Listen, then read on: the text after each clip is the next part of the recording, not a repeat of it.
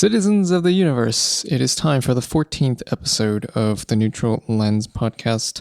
Another week is in the rearview mirror, and we have some topics to discuss, so let's get into it. And as always, if you guys have questions you want to answer, topics you want discussed, at Neutral Lens Pod on all socials.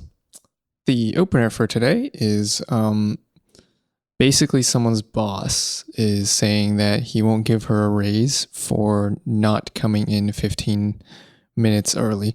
Basically, what's going on is there's this woman, undisclosed larger corporation. She's been working at for the last 4 years, and she's a little bit upset with her boss because he wants her to, or like really wants all employees to come in 15 minutes before their call time, which is 9 o'clock sharp, right? And she comes in on time. Everyone else, or like other people, come in at 8:45. That's what the boss wants them to do, to quote unquote set up. That's what I was told. And she wants to know, like, you know, do I confront him about this because he's refusing to give me pay raises because I'm not doing this, even though it's like technically before the time that she's supposed to get there. Does she leave the company? Does she find somewhere else to go? She likes working at the company, so she doesn't want to leave, but because she has no really upward movement, she's wondering what she should do about it. I feel like I feel like a lot of people are kind of in this scenario a little bit where their bosses want them to do things that aren't necessarily like required. This one's pretty easy, I think, in a general sense. You should go to HR and talk to them about it. If they side with you, then great. If they side with the boss, you should look for job alternatives. Because honestly, like when you're in a situation, especially when you're working for a larger corporation and you have zero upward movement, unless you're willing to take that trade-off of stability, of comfort, you know, you like working there, you like how it's not really, there's not much change and it's very predictable. If you like that, then stick around, you know, as long as you're also okay with not getting the pay raises, assuming that you don't want to, you know, just start coming in 15 minutes early because, hey, no one's requiring me to. You're just saying that for some reason. Like, do you want to make the call time 8:45? Like, you know, talk to HR about it, things like that. Or even like talk to the boss directly if HR is not being super duper helpful. And just, you know, I would definitely say something. You know, if it just, I wouldn't be too directly confrontational. Just be like, hey, you know, this isn't required. Do you want to change the time that we're required to come in, like add an extra 15 minutes, or like what is going on? Why do we have to do this? You know, you're asking us to come in beyond an 8-hour workday with this typical like lunch period in between. So it's kind of just a question of how he wants to approach it, how you want to approach it. And we'll see what he says, see what HR says, you know. And again, like, it is up to you ultimately, that decision. But if you feel like that no pay raising is going to make you actively unhappy and you're refusing to conform to that 15 minutes early, just leave. Like, find somewhere else. You know, obviously don't leave immediately. There's good stability here. And I assume you have a good farewell package, but you know, you never know. But like, HR should be able to help you. Let's talk briefly about why this happens. So I want to talk about like what causes this scenario to come up. I feel like a lot of bosses want to see dedication or like consistent high effort from people, like just going over the top to put in effort for the company, the corporation. You know, I think a lot of smaller businesses can do this too, like entertainment, especially, where they want to see you like, oh, we want to see you go over the top for your career and stuff. And I think it's quite dumb, to be honest, because, you know, you're trying to encourage people past this strict schedule just because they want to be there. You know, he's like, we hired you and we want you to want to be here and work for us. But it's like, honestly, if you think about the way that you know, a lot of jobs work, is you are providing monetary compensation for someone's work. And you can set guidelines and you just say, like, you know, in order to receive this, like, you know, typical 8-hour workday, you should do this and this and this. But if it's not something that's like hard set required, they don't have to adhere to those guidelines. You should stick to, like, if it's 9 to 5, you should stick to 9 to 5 and nothing more. You shouldn't be saying, you need to come in 15 minutes before your call time. You're not going to get paid for it, and you should be able to set up, and then you're going to get punished if you don't do that. If you want people to come in 15 minutes early, shift the time up or add an extra 15 minutes, give everyone a little bit of overtime. I think that when you're providing compensation for monetary compensation for someone's work, for someone's effort, you do not get to tell them that they must want to be here and go above and beyond what you ask them to do in order for them to get that compensation. You're paying them for a certain time frame, which is 9 to 5. And if you're asking them to do something else and you're threatening their money for it, I don't think that should be a thing. It could just honestly be a matter of control. You want people to behave a certain way. You want people to come in instead of 15 minutes early because that's a pattern for success or whatever, right? But in that case, it should be an encouragement and maybe give them a bonus for doing that. Give them a little bit of extra. You should never be punishing somebody for not doing something that is outside of your set guidelines for them. It doesn't work like that. It feels forced. People will naturally sort of resist it, but also just that sort of that negative aspect around it. You should be more just giving someone an incentive to do it. And if they don't do it, that's totally fine, but they won't get that extra bit instead of forcing them to do. Otherwise there's some negative consequence, So usually it does come down to just feeling like you want control and just kind of, maybe wanting to create a successful environment and just not really knowing how to do it. You just kind of approach it in a way that makes people want to resist the change or are unhappy about it rather than, trying to create a more positive environment around it. This could also be a case of just pure misogyny. I think it's very unlikely. I don't think it's that common. It's straight up could be, if it's not happening to the guys who are doing it, if there are other men who are coming in purely on time and they're not getting punished, then it could just straight up be a case of misogyny. But, again, unlikely, still can happen, but usually is not the direct cause. So I wouldn't worry too much about it unless you're seeing a double standard.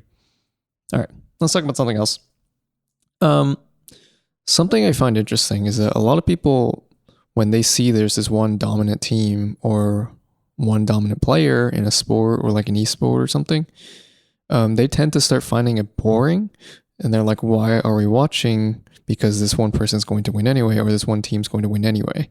And it just feels like there's an expected outcome that usually turns out to be true. Not always, but usually. And people start getting bored watching it. And I think people shouldn't approach it so negatively. I think that especially in a championship format or some sort of championship match, it can make those titles mean much, much more. If you see, for example, chess, right? So we had Magnus Carlsen, who was world chess champion for a decade, and he was extremely dominant. Nobody really came close to touching him for a long time. Even now, still, it's as he's getting older, of course, the new generation is starting to catch up, but it just feels like he is so far ahead of everyone else, even now, that it's really hard to beat him. And when you do beat him, it feels very special. But if you look at, he then left the title because he got bored. Basically, he doesn't want to play classical chess, and there's a bit of a hot potato with the title. Ding Liren and Jan Nepomniachtchi ended up fighting for the title in 2023, and then Ding won. Then he and Gukesh from India were the two contenders in 2024. Ding unsuccessful in his defense. Gukesh won the world championship at 18. Major accomplishment for him. But let's just say, I don't know how Gukesh's title run's going to go. What if I think in 2026 is the next World Chess Championship match? Let's just say one of the top players wins the candidates tournament to qualify for the championship and then takes the title off of Gukesh. Then you're seeing a real hot potato where people are just taking the title left and right off of each other. Of course, it's a world championship and it means a lot, but imagine someone else coming in and being able to win a world championship match against Magnus Carlsen, against clearly the best player in the world. Then it means so much more to be able to actually win a tournament from that standpoint, and you really feel like you earned it. Because I feel like there is something lingering over Ding and Gukash's heads, which is that they did not beat Magnus for the title when he is still very active and still clearly the best player in the world. So he just left the title and now they're world champions. And it just, people, there's also some like online criticism of them saying they're not really true world champions because Magnus didn't compete for it. And, it just makes it seem somewhat, I wouldn't say unprestigious, but like, it would mean so much more to both the fans and to the people who are competing if you're able to beat the best for that title, or like, again, Rocket League. I think certain dominant teams, like Monkey Moon teams, were dominant for a really, really long time. And, to be able to beat them, it meant so much to everyone, like both the fans and the players, to be able to win those titles. But like when everyone's kind of like everywhere, it just kind of feels like whoever gets lucky at the right time. You know what I mean? But I also think that maybe it's just a thing where like, instead of feeling like there is more or less prestige to a title to be able to take it off of someone who's really dominant, people want the excitement. People really want the excitement. They want to not know who's going to win. And when they do see someone who is like consistently winning, they're kind of like, oh, they're just going to win every event. Like, why am I even watching this? There's no excitement around the matches. There's just one clear winner, which I think is such a, like, you should be able to enjoy the sport and you should be able to enjoy the dominance as a fan, despite there being one player who's winning. You should be able to enjoy like the other matches and seeing how they fight for the chance to be able to take down this top player or this top team. I don't know if you guys can hear that car that just went by.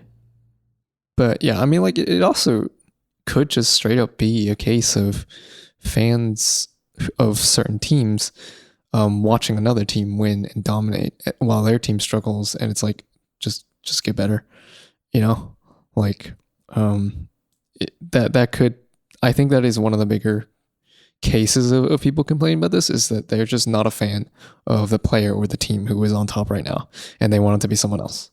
Like if it was your team, like if you were a fan of a sports team, right? And you're like, if you were a fan of the Patriots for the 20 years that they were dominant, I don't think any single one of them ever had a problem with the fact that the Patriots always won. It was everybody else, so just being a fan of the wrong team at the wrong time sometimes can lead to that. But speaking of sports, so something else I want to talk about in sports is the idea of like wanting to, like, playing to win and playing not to lose, because they are two completely different things. And I feel like some people on the surface like may not understand it. Obviously, some people are like, oh yeah, there's a difference. Like mentally, of course, like the approach is different. But I think like let's go a little deeper into that. I think that the greatest aspect of sports and of competition is the mental side of it. I think that if your mentality is not strong, it doesn't matter how talented you are. If there is someone who is on the weaker side, but their mentality is very strong, and you have someone on the stronger side, but their mentality is very weak, that weaker player or that weaker team is going to win a lot of the time because they can put pressure mentally on the other team. So that is a huge part of it. Like, confidence is a key factor. It affects how you play. If you're playing to win, you have that confidence, and you can make good decisions. You're not hesitating. That hesitation, that small window of timing, can make all the difference, right? And if you're playing not to lose, you're scared to make a committal decision. You're playing not to make mistakes, which means you're not taking advantage of opportunities, which could like have risk of mistakes, so to speak. Like, again, going back to chess, if you are playing to win, you might take some. Okay, chess is maybe like different because like playing to win can be very risky, but it means that you are willing to commit and you don't really hesitate, and you just go for what you think is the best move, which oftentimes as the top players, they're going to make the best moves. But if you're trying to play it too safe, if you're playing not to lose, it allows your opponents to take advantage of what you're giving them, because you're not really pushing forward. You're not really taking any sort of risks. You're just sitting back and trying not to make mistakes, which means that you're not going to make too many mistakes, but you're also not going to make the best moves, which could allow your opponent to take complete advantage, take complete control, and win the game because of it. And although you didn't make a mistake, technically, there were some good but not best moves that ultimately led to too many complications, and then your position is just starts to crumble because of it. So like the mental aspect, the mental approach of the two is completely different. You have to play to win. You have to be willing to make committal decisions and not hesitate on them in order for you to win at the highest level. If you are just playing not to lose, you're unlikely to get very far. And this can apply to other aspects of life too. It's not just limited to sports and to competition. Like if you just are willing to go for it, if you're willing to be confident in your approach, even if it's an unlikely scenario, versus being scared. Like for example, applying for a job, just sending it and saying like, hey, I'm confident if I don't get it, I don't get it. But just, going to apply, like going to the interview, being confident in yourself and your skills versus trying not to mess up, playing it too safe. Oh, I'm not really qualified for this job. So just things like that, or even asking somebody out, right? If you're too scared and you kind of stutter and you don't seem that confident in yourself, it can make yourself seem a little bit less dateable versus someone who's very confident. Like this is why a lot of confident people get dates, even if they're not the greatest person, is because that confidence really translates and it makes you seem more attractive. Just being willing to go for it and commit and being confident in yourself, not hesitating, even if you don't really believe.